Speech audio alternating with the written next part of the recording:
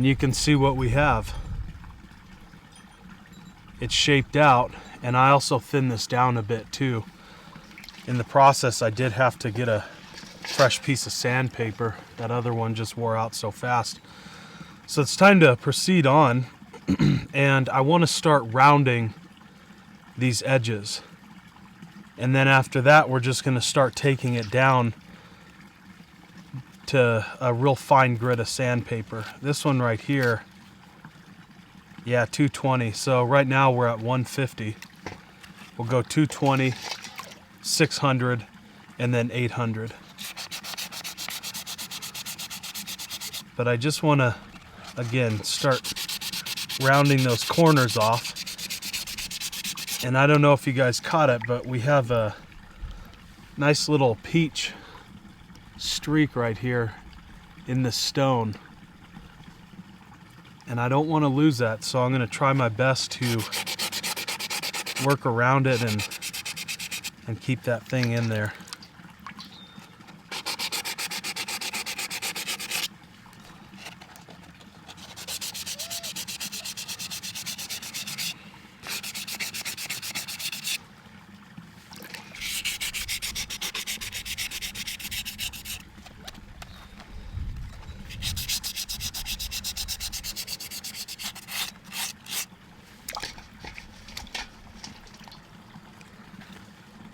You can see that's starting to get nice and round.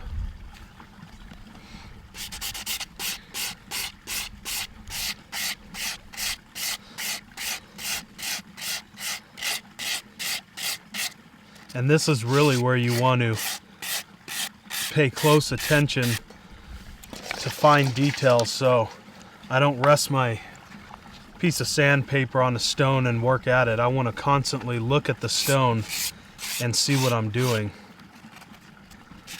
Right now I don't have much room for error.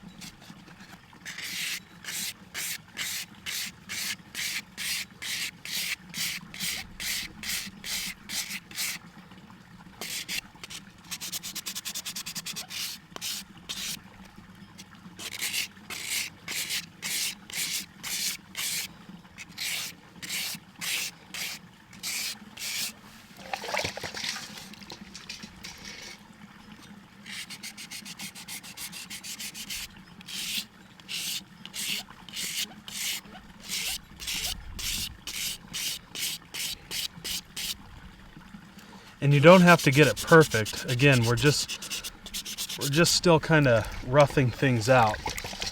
I mean, we're getting close to the finishing stage, which is working it down to the 800 grit.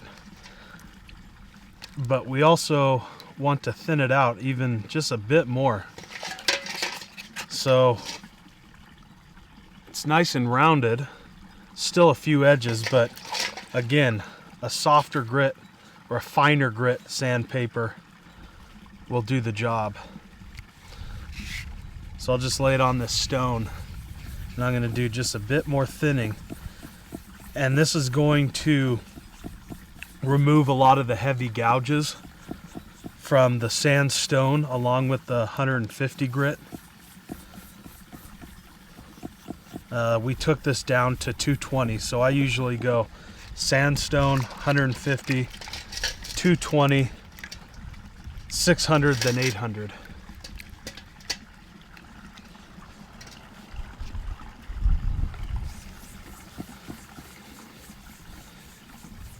And then after that, we'll seal it. And I'll show you how we do that here in a bit. So again, I'm just kind of working the stone, getting a nice little slurry going on here.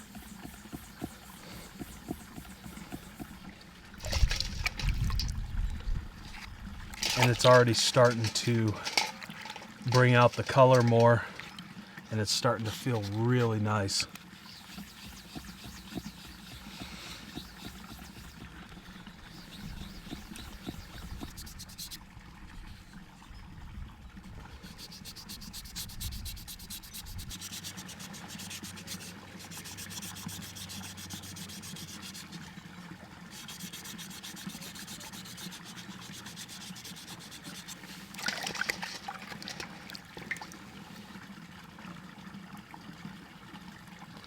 So you can see right here, we have a sharp edge.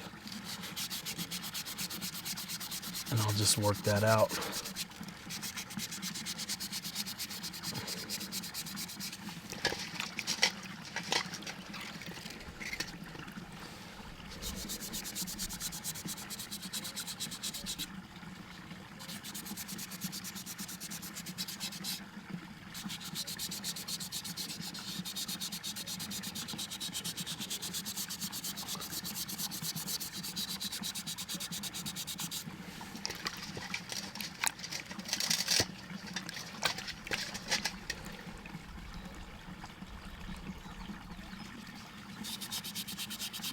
Bit of an edge.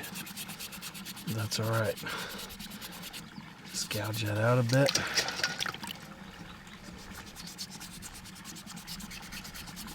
And continue on. So we took this thing right down to the 800 grit, and as you can see, this thing came out really nice. So at this point, I want to let this jewelry piece dry, and then we'll polish it up. I'll be right back. Now when you seal your pipestone piece, you can do two things. You can either impregnate the stone with animal fat, or you can do what I do and just use your face oils.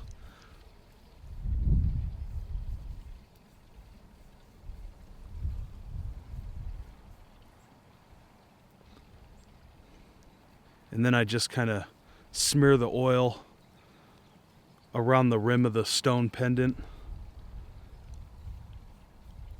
And then I'll do the same thing to the back.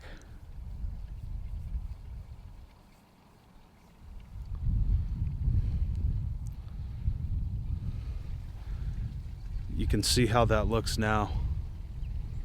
Nice and polished. So at this point I have this pendant polished. We have a hole drilled through, and now I just want to feed some natural fiber into this hole, and we'll have our necklace made.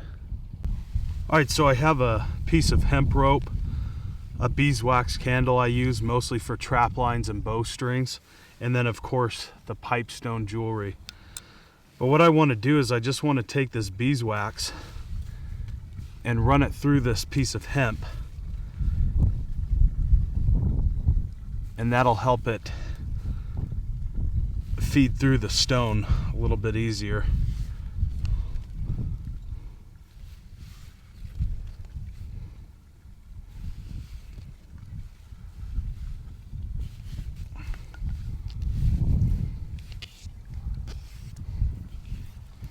Okay, then I'll just trace both of the tag ends, meet them together,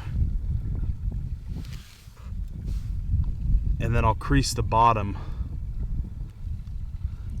I'll take the piece of hemp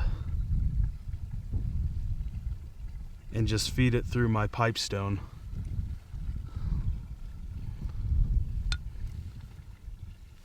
And it's as easy as creating a lark's head knot at this point. I'll just feed that through.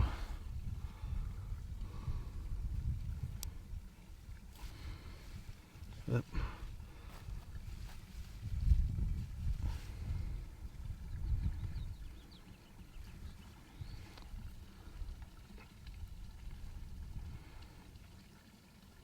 Tighten that up. And then just create an overhand knot.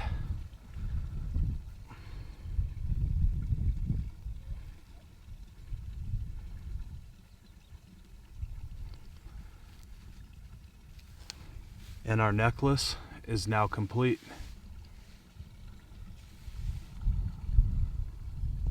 All right, folks, so that is just about going to wrap things up for me today. I do appreciate you joining me for this video.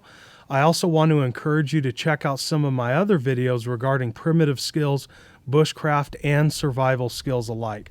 Off to my right here, I do have a couple different videos. The first one, we teach you step by step in how to make a traditional hunting arrow with a removable foreshaft. Right below that, we show you how to make a traditional Southern California style arrow quiver. I do think you'll enjoy those series as well as I enjoyed making them. Furthermore, I want to invite you over to my website. That's martinsurvival.com. We have specialty gear giveaways. We have blogs and articles, a great discussion board. We also have specialty classes where you'll find us teaching primitive fire, bow making, arrow making, tracking and trapping, atlatl and dart making, primitive pottery, basketry, and so much more. Just a plethora of different skills. Everything is presented in a hands-on experience as well as a historical context. So again, that's martinsurvival.com. I thank you for your support, and we'll see you in the next video.